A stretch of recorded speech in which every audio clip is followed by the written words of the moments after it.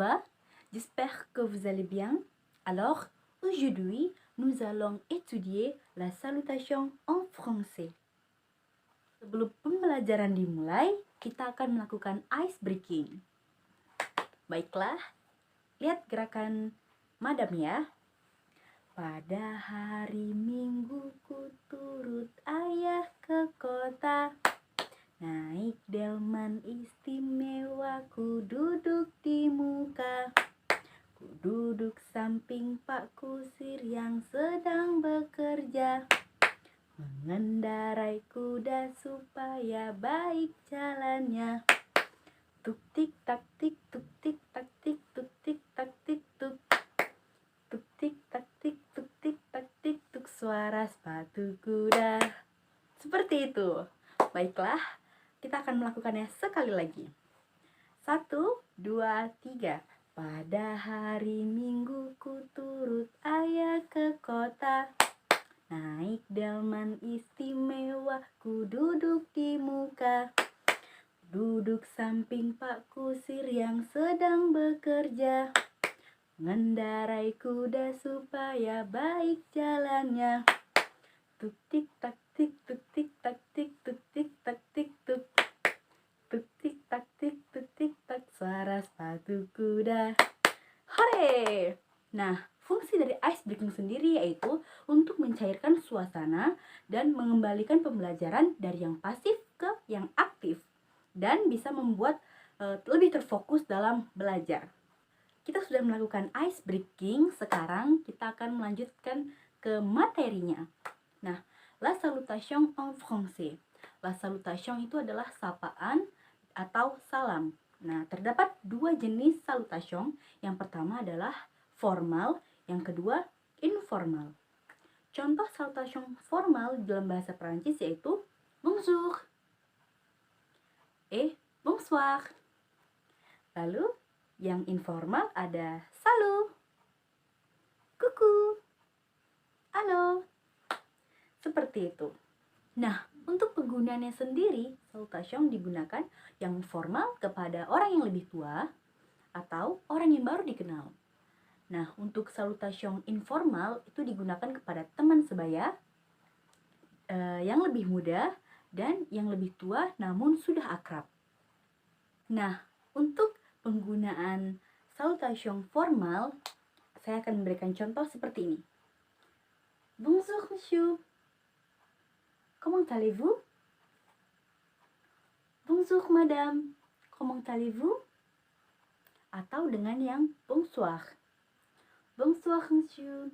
Comment allez-vous? Bonsoir madame.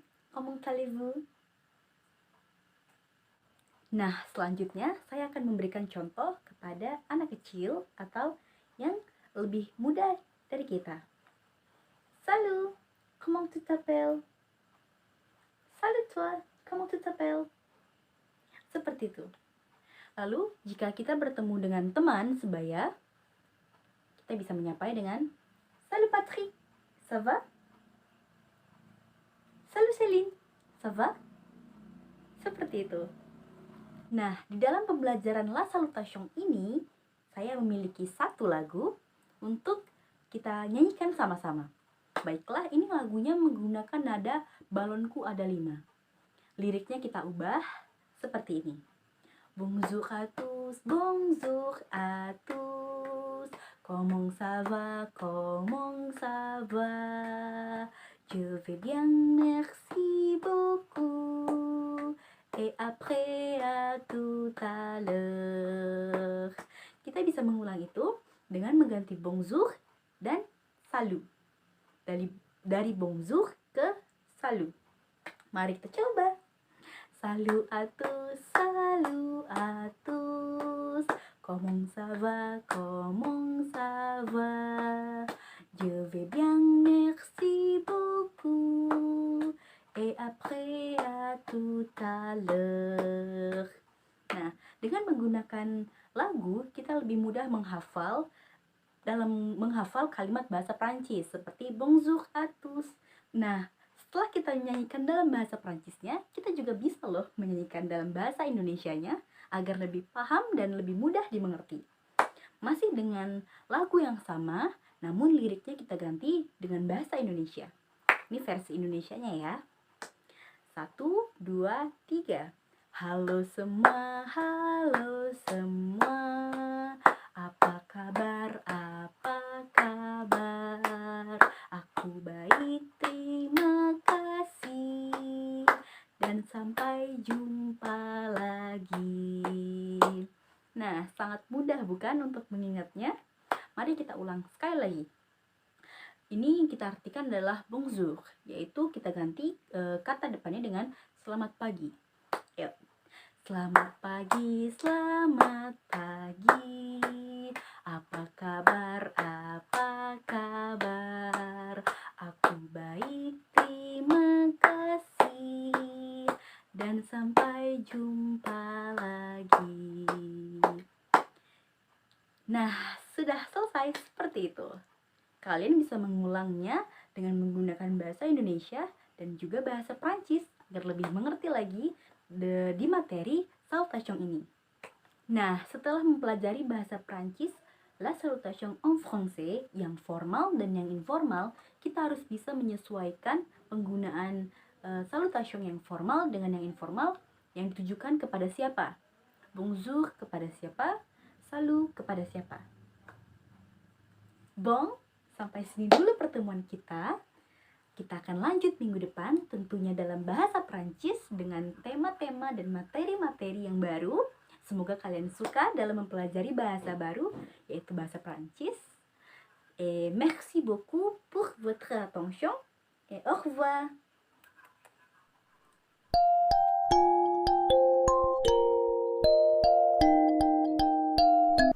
Bonjour. Hari ini kita akan mempelajari materi tentang le d'animaux. Nah, pasti semua udah pada tahu arti le d'animaux. Le d'animaux artinya hewan. Jadi, saya hari ini akan menjelaskan apa-apa saja bahasa Perancis dari hewan. Oke, yang pertama ada le chien. Le chien itu artinya anjing. Yang kedua ada le chat. Le chat artinya kucing. Ada le poulet. Le poulet artinya ayam. Yang keempat ada le dupang. Le dupang artinya lumba-lumba. Yang kelima ada le chèvre. Le chèvre artinya itu kambing. Dan yang terakhir ada le lièvre. Le lièvre artinya kelinci. Nah, saya akan memberikan gambar-gambar dari hewan tersebut yang tadi saya sudah jelaskan. Ini adalah gambar le chien. Le chien. Le chien artinya anjing. Yang kedua ada le chat. Le chat. Oke. Yang ketiga ada le poulet. Le poulet. Yang keempat ada le dupang. Le dupang artinya lumba-lumba. Selanjutnya ada gambar le chèvre, artinya kambing. Dan terakhir ada gambar le lièvre, artinya kelinci. Nah, saya akan mengirimkan beberapa link-link suara dari hewan-hewan tersebut, dan saya akan mengirimkan link untuk kalian untuk mempelajari di rumah nama-nama hewan lebih banyak lagi. Terima kasih. Merci beaucoup. Au revoir.